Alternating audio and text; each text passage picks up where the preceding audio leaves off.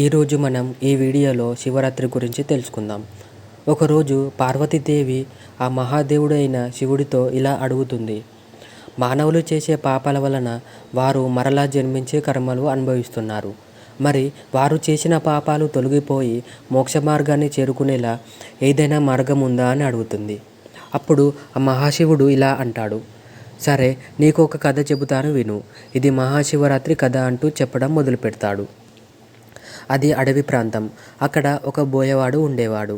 ఆ బోయవాడు వేటకు వెళ్ళడం, ఏదో ఒక జంతువుని చంపడం, అలా తన కుటుంబాన్ని పోషించుకుంటూ జీవనం సాగిస్తున్నాడు. అలా ఉండగా ఒకరోజు ఆ బోయవాడు వేటకు వెళ్తాడు. ఆ రోజు బోయవాడికి ఒక్క జంతువు కూడా దొరకదు. రాత్రి సమయం కావస్తుందని అలా బోయవాడు వెళ్తుండగా తనకి ఒక సరస్సు కనిపించింది.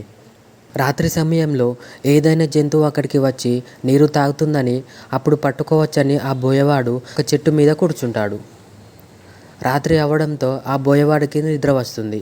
మెలకువగా ఉండటానికి ఏదో ఒకటి చేయాలని ఆ బోయవాడు చెట్టుకు ఉన్న ఒక్కొక్క ఆకును తెంపుతూ కింద పడేస్తుంటాడు. అలా తను శివ శివ అంటూ ఒక్కొక్క ఆకును తెంపుతూ కింద పడేస్తుంటాడు. రాత్రి అక్కడికి ఒక జింక వచ్చింది.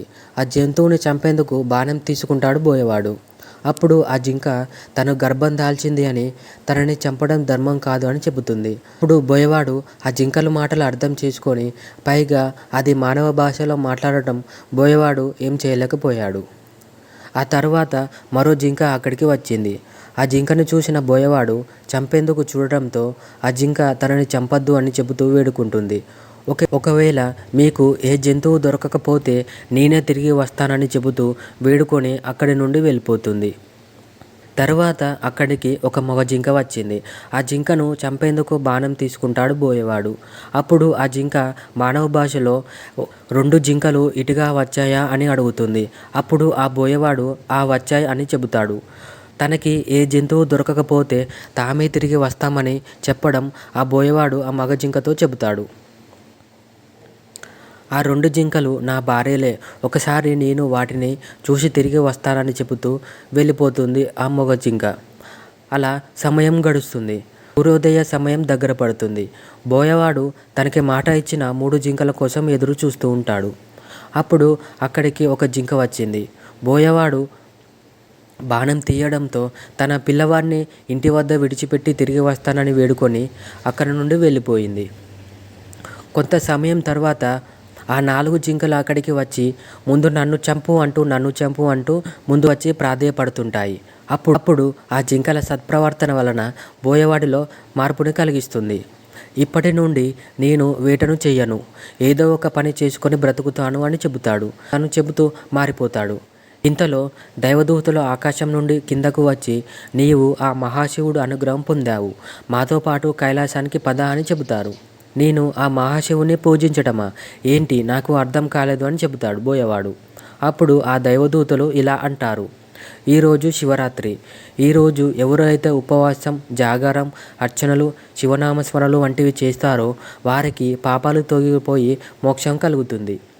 నీకు తెలియకుండానే నీవు ఈ రోజు నుండి మరుసటి రోజు వరకు ఉపవాసం చేశావు, రాత్రి అంతా జాగారం చేశావు, శివనామస్మరణలు చేశావు. నీవు చెట్టు ఎక్కుతుండగా నీ మొలకు కట్టుకున్న నీరు తెగి చెట్టు కింద ఉన్న శివుడి మీద అర్చనగా పడ్డాయి. మరియు నీవు తెంపిన ఆకులు బిలువాకులు, అవి శివుడికి బిలువ అర్చనగా మారాయి. పైగా ఈరోజు శివరాత్రి. నీవు తెలియకుండానే ఆ మహాశివుడి అనుగ్రహం పొందావని చెబుతారు. అంతేకాకుండా జింకలు కూడా సత్యనిష్టతో ఉండటం వలన వారికి కూడా శివుడి అనుగ్రహం కలిగిందని చెబుతారు. అలా ఆ కథని మహాశివుడు పార్వతీదేవికి చెబుతూ, ఈరోజు ఎవరు అయితే ఉపవాసం, జాగారం చేస్తూ శివనామ స్మరణలు వంటివి చేస్తారో వారికి పాపాలు తొలగిపోయి మోక్ష మార్గం కలుగుతుందని చెబుతాడు. మరొక విషయం వచ్చేసి, బ్రహ్మదేవుడు మరియు విష్ణుమూర్తి ఇద్దరు నేను అంటే నేను గొప్ప అంటూ మాటలు ఘర్షణలుగా మారినప్పుడు ఆ మహాదేవుడు ఒక పెద్ద అగ్నిలింగంగా ఆవిర్భవిస్తాడు. అలా ఆ రోజు మొదటిసారిగా శివుడు లింగరూపంగా ఆవిర్భవించడం కారణంగా మనం శివరాత్రి జరుపుకుంటాం. మరియు ఆ మహాదేవుడు శివుడు పార్వతీదేవి మధ్య వివాహం జరిగిన రోజు అని శివరాత్రి జరుపుకుంటాం.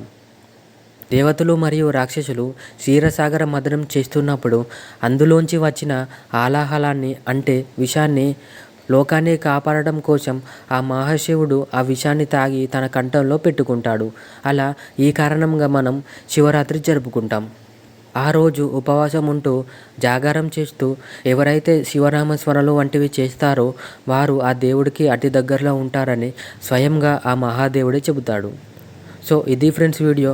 మీకు కనుక నచ్చినట్టయితే సబ్స్క్రైబ్ చేసుకోండి. మరో వీడియోతో మళ్ళీ కలుద్దాం. Thanks for watching.